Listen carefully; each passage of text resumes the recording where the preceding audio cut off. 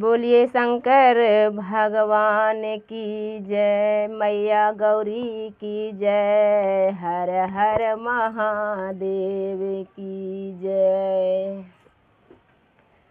भोला खोला मंदिरवा खेलब होली, भोला खोला मंदिरवा खेलब होली, भोला खोला मंदिरवा खेलब होली, भोला खोला मंदिरवा खेलब होली, भोला खोला मंदिरवा खेलब होली, भोला खोला मंदिरवा खेलब होली, भोला खोला मंदिरवा खेलब होली, भोला खोला मंदिरवा खेलब होली, भोला खोला मंदिरवा खेलब होली।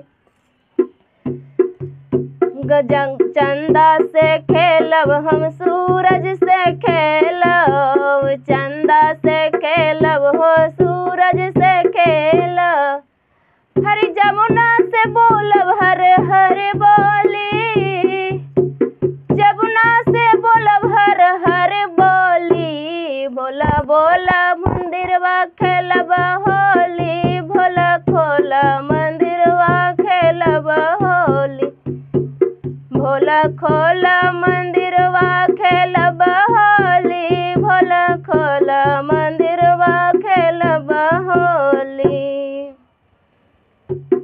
डमरू से खेलब हम त्रिशूल से खेलब, डमरू से खेलब हम त्रिशूल से खेलब, अरे नगवा से बोलब हर हर बोली, नगवा से बोलब हर हर बोली, भोला खोला मंदिरवा खेलब होली, भोला खोला मंदिरवा खेलब होली, भोला खोला मंदिरवा खेलब होली, भोला खोला मंदिरवा खेलब होली, भोला खोला मंदिरवा खेलब होली।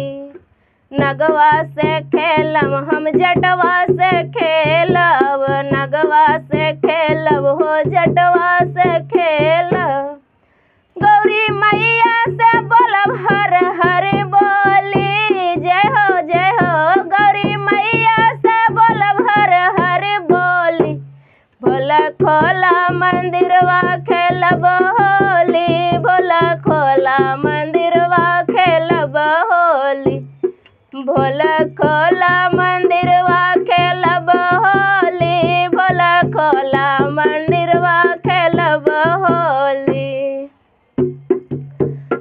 अरे झलवा से खेलब हम त्रिशूल से खेलब, जटवा से खेलब हम त्रिशूल से खेलब, गौरी मैया से खेलब हर हर बोली, गौरी मैया से बोलब हर हर बोली, भोला खोला मंदिरवा खेलब होली, भोला खोला मंदिरवा खेलब होली।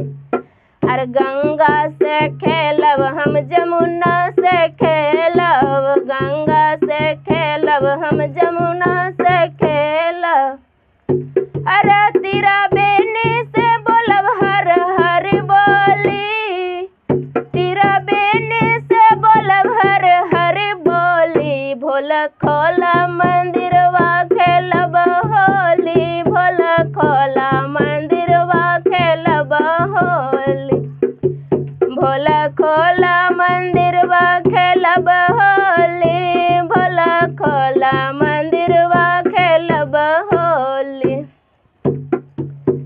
कार्तिक से खेलब गणेशो से खेलब, कार्तिक से खेलब गणेशो से खेलब, कार्तिक से खेलब गणेशो से खेलब, जय हो कार्तिक से खेलब गणेशो से खेलब, गौरी मैया से बोलब हर हर बोली, गौरी मैया से बोलब हर हर बोली, भोला खोला मंदिरवा खेलब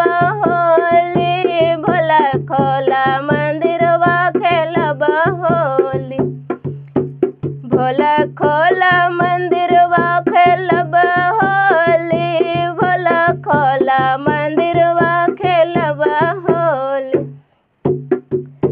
अरे रामा से खेलब हम लक्ष्मण से खेलब, रामा से खेलब हम लक्ष्मण से खेलब।